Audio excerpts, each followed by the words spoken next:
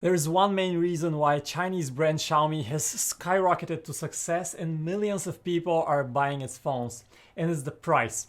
Xiaomi phones are dirt cheap devices for what they offer, and today we have the new Xiaomi Redmi Note 7 that costs less than $200 yet features a premium design, a powerful Snapdragon 660 processor, a 48 megapixel main camera, and plentiful storage. Hello internet, my name is Vic Christoph with Phone Arena, and on the surface, this seems like the perfect phone for those who don't want to spend a fortune.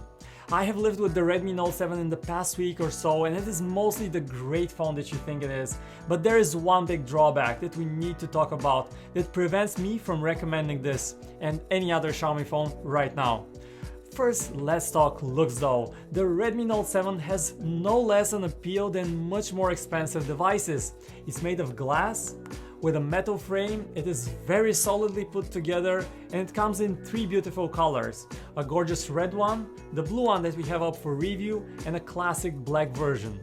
You have a power button and a volume rocker on the right side, and they feel very nice with a good amount of travel, while on the bottom you have a USB-C port and the loudspeaker.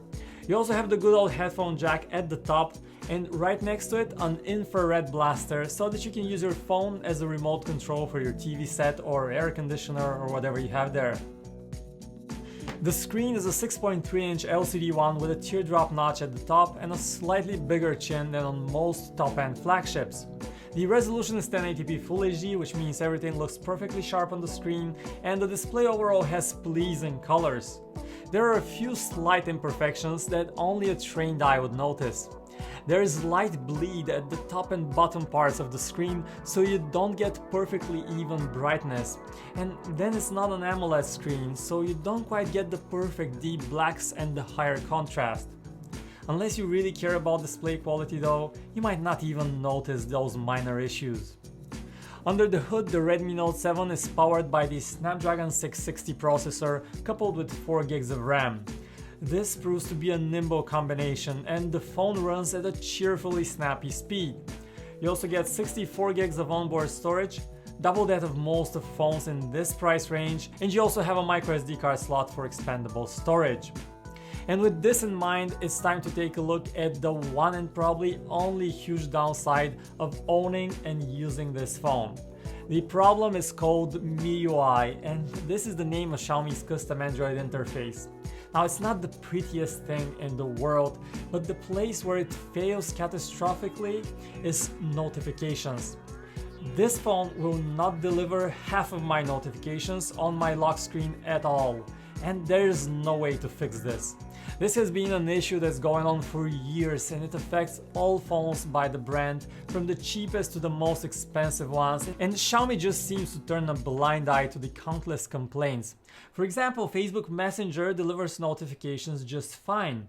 Instagram messages, however, do not appear at all on your lock screen. Gmail emails seem to appear fine, but Google Calendar notifications either make it with a huge delay or never at all.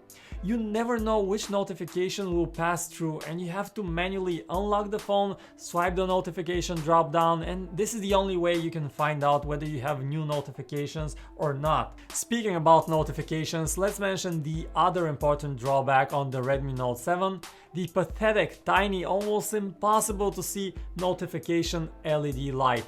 It's there on the bottom of the phone, but it is so tiny and weak, you basically cannot see it at all.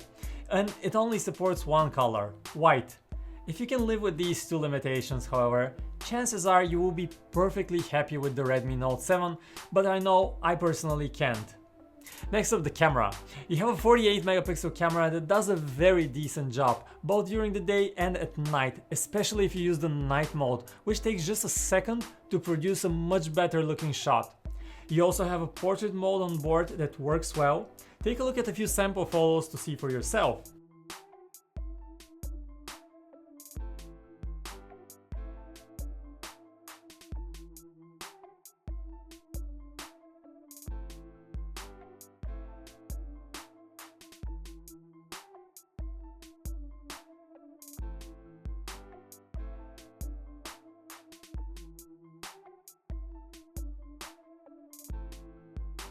Unfortunately, video recording maxes out at 1080p and the quality is not great, as the phone has trouble staying in focus and constantly jumped in and out of focus in our testing.